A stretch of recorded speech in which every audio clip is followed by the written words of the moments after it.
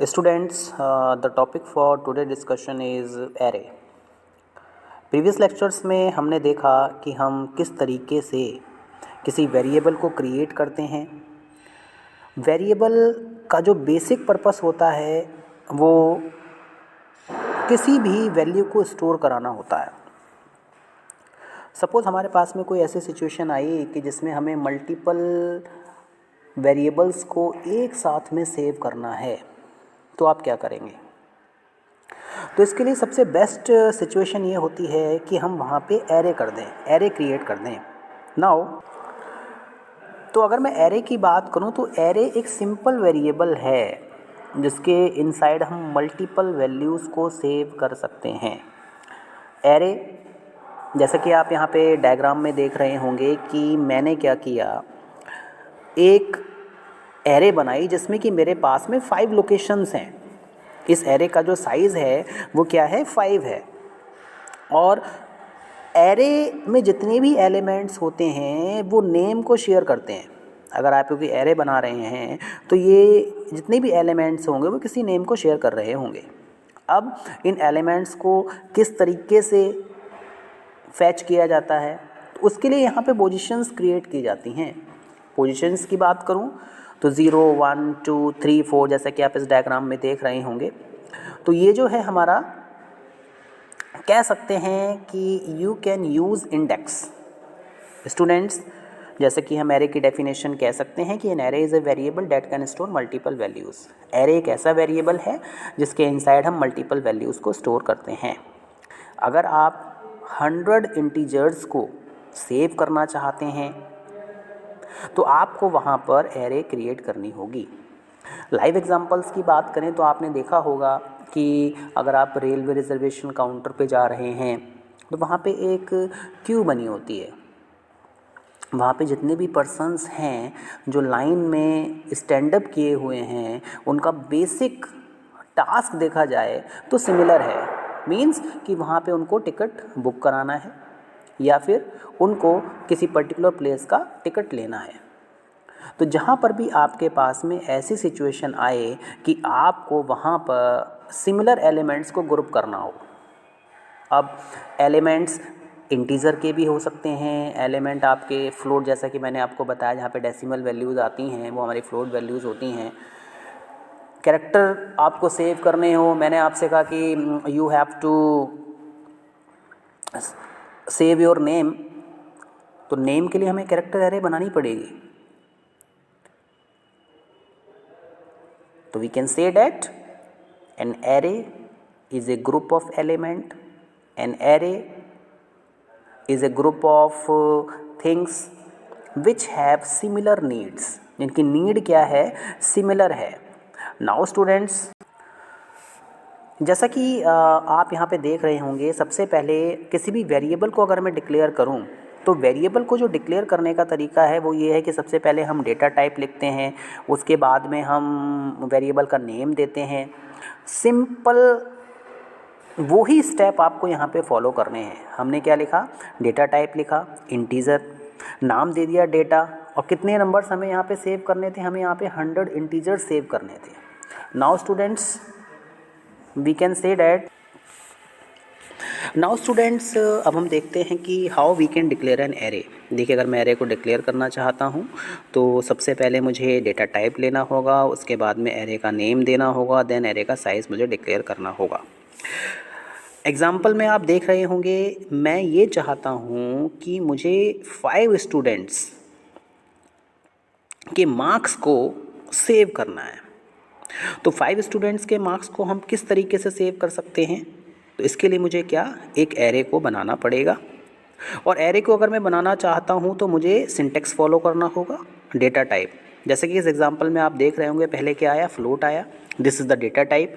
आपको पता है कि जितने भी मार्क्स होते हैं वो होल नंबर्स में भी हम सेव कर सकते हैं और पॉइंट्स में भी सेव कर सकते हैं। फॉर एग्ज़ाम्पल 71.50 या 32.78, तो दीज आर द मार्क्स। ठीक है, फ्लोटिंग है, यहाँ पे अप्रॉक्सीमेशन है, तो जहाँ पर भी अप्रॉक्सीमेशन आता है वहाँ पे हम फ्लोट वेरिएबल ले लेते हैं। तो यहाँ पर float marks square bracket inside हमने 5 लिखा, तो 5 बेसिकली क्या है, साइज़ है। नाउ स्टूडेंट्स, यहाँ पे सबसे इम्पॉर्टेंट बात ये है कि जो साइज़ है और एरे का जो टाइप है वो हम चेंज नहीं कर सकते हैं अगर आपने इसको एक बार डिक्लेयर कर लिया। तो ये आपको ध्यान में रखना है कि whatever the requirement you have, जब suppose you have to save only 5 elements, then the size of the array will be 5. आपकी नीड 5 की है तो 5 पोजीशंस डिक्लेयर करिए एरे का साइज़, 10 की है तो 10 डिक्लेयर करिए, 100 है तो 100 डिक्लेयर कीजिए। Otherwise we will get an disadvantage. देखिए हमें फिर यहाँ पे एक डिसएडवांटेज देखने को मिलेगा कि आपकी नीड 10 एलिमेंट्स की है लेकिन आप डिक्लेयर 100 पोजीशंस को कर रहे हैं। इट मीन्स 90 पोजीशंस वहाँ पे क्या हो रही हैं, वेस्ट हो रही हैं। तो इट इज़ इम्पॉर्टेंट कि हमें साइज़ और एरे जब भी हम डिक्लेयर करेंगे तो हमें बहुत ही आप कह सकते हैं कि अकॉर्डिंग टू द नीड करनी है। अगर आप ऐसा नहीं करेंगे तो वहाँ पे मेमोरी वेस्टेज के चांसेस हो सकते हैं, और एक बार अगर आपने एरे को डिक्लेयर कर दिया तो आप उसको बाद में चेंज नहीं कर सकते हैं। अब स्टूडेंट नेक्स्ट क्वेश्चन इज़ कि एरे के एलिमेंट्स को मैं एक्सेस कैसे करूँ। मैंने आपको बताया कि जितने भी हमारे पास में एलिमेंट्स होते हैं उनका नेम सेम होता है। जैसे कि आपने यहाँ पे क्या किया देखा, हम देखते हैं कि हमने यहाँ पे एक एरे डिक्लेयर की फ्लोट टाइप की, जिसमें कि हम 5 एलिमेंट्स को सेव करना चाहते हैं, और यहाँ पे मार्क्स की अगर हम वैल्यू दें कितनी है, मार्क्स की पोजीशंस कितनी हैं, 5 हैं। तो यहाँ पे आपको ध्यान रखना है, मैंने आपको पहले भी बताया कि अगर आप एरे के एलिमेंट्स को एक्सेस करना चाहते हैं तो वहाँ पे वो क्या करते हैं कि नेम जो होता है उनका क्या होता है, सेम होता है। इट मीन्स मार्क नेम है जो कि 5 एलिमेंट्स आपस में शेयर कर रहे हैं। अगर हम एरे को डिक्लेयर कर रहे हैं, जैसा कि आपको अभी पहले दिखाया गया था कि फ्लोट हमने लिखा, और तो यहाँ पर हम देखेंगे कि यहाँ पे देखें कि यहाँ पे जो नेम है, एक ये है मार्क्स 1, मार्क्स 2, मार्क्स 3, मार्क्स 4, तो ये सब क्या हैं आपके, मतलब आप कह सकते हैं कि यहाँ पे कॉम्बिनेशन हो रहा है। नाउ स्टूडेंट्स, हम कह सकते हैं कि यहाँ पे क्या हो रहा है कि नेम जो है वो क्या, आपको बताया यहाँ पर मार्क्स 1 है, मार्क्स 0 है, मार्क्स 1, मार्क्स 2, मार्क्स 3, मार्क्स 4। तो यहाँ पे जितने भी एलिमेंट्स हैं, जो भी आप यहाँ पे एलिमेंट्स लिख रहे हैं, वो सारे के सारे जितने भी हमारे पास में एलिमेंट्स हैं वो नेम को क्या कर रहे हैं, शेयर कर रहे हैं। यहाँ पे जो नेम हो रहा है वो क्या हो रहा है, आपका शेयर हो रहा है। नाउ अब यहाँ पे जो हमारे पास में मोस्ट इम्पॉर्टेंट की पॉइंट्स हैं उनको हमें ध्यान में रखना है। सबसे पहला जो की पॉइंट है वो ये है कि जो एरे के जो हमारे पास में एलिमेंट्स होते हैं,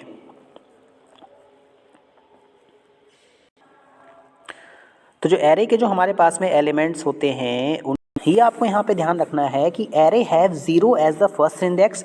एरे का जो फर्स्ट इंडेक्स होता है वो 0 से स्टार्ट होता है, 1 से स्टार्ट नहीं होता है। इसीलिए हमने यहाँ पर जो एरे की स्टार्टिंग की थी वो आपने देखा था कि हमने वहाँ पे मार्क्स 0 से की थी। सेकंड, अगर एरे का जो साइज़ n है तो जो लास्ट एलिमेंट होगा वो आपका n-1 होगा। ये आपको ध्यान में रखना है कि अगर आपने सपोज़ मैंने एक एरे डिक्लेयर करी मार्क्स नेम की, मेरे पास में क्या है, मार्क्स है। अब मार्क्स का साइज़ कितना है, 5 है, तो इट मीन्स टोटल तो 5 एलिमेंट्स हैं, बट एरे की जो पोजीशन स्टार्ट हो रही है वो 0 से हो रही है। तो 0 to n-1 means 0 to 4, 0, 1, 2, 3, 4। Now students यहाँ पर तो यहाँ पे सबसे पहले क्या है कि जो स्टार्टिंग इंडेक्स जो होता है, सपोज़ आपके पास में 2120 है, तो नेक्स्ट क्या हो जाएगा 2124। देखिए फ्लोट का जो साइज़ होता है वो 4 बाइट्स का होता है, तो 20 से हम 24 पे चले गए, 24 से 28 पे चले गए। अगर ये इंटीजर का होता तो वहाँ पे 2 इंक्रीमेंट हो रहा होता, 2120, 2122, 2124। नाउ स्टूडेंट्स, अब हम क्वेश्चन ये आता है कि हम एरे को किस तरीके से इनिशलाइज करें। देखिए डिक्लेरेशन और इनिशलाइजेशन ये 2 ऐसी बातें होती हैं कि without declaration we can not initialise element, और without initialisation our declaration is you can say that कि जो हमारा डिक्लेरेशन है वो फ्रूटफुल नहीं है। तो एरे को इनिशलाइज करने का मतलब होता है कि एलिमेंट्स को वैल्यू प्रोवाइड करना। एलिमेंट्स को आप वैल्यू कैसे प्रोवाइड करेंगे, तो यहाँ पे सबसे पहला टास्क क्या हो गया आपका कि आप यहाँ पे एरे के एलिमेंट्स को इनिशियलाइज़ करेंगे और इनिशियलाइज़ करने का तरीका आपको बताया ही गया है कि हम अगर इनिशियलाइज़ करते हैं तो यहाँ पे सबसे पहले क्या होगा कि हम डेटा टाइप लिखेंगे। डेटा टाइप लिखने के बाद में हम यहाँ पे मार्क्स साइज़ दे दिया हमने, उसके बाद में 19, 10, 8, 70 ये वैल्यूज़ हमने इसको प्रोवाइड करा दी। ये आपका डायरेक्ट इनिशियलाइजेशन होता है। यहाँ पर आप देखिए कि you can also initialise an array like this. हम एरे को इस तरीके से भी इनिशियलाइज कर सकते हैं। हम एरे का जो साइज़ होता है वो ऑप्शनल होता है। आप जितने एलिमेंट्स इसमें पुट करेंगे ऑटोमेटिकली कंपाइलर क्या कर देगा, इसको इनिशियलाइज कर देगा। हमें यहाँ पे साइज़ स्पेसिफाई करने की ज़रूरत नहीं है।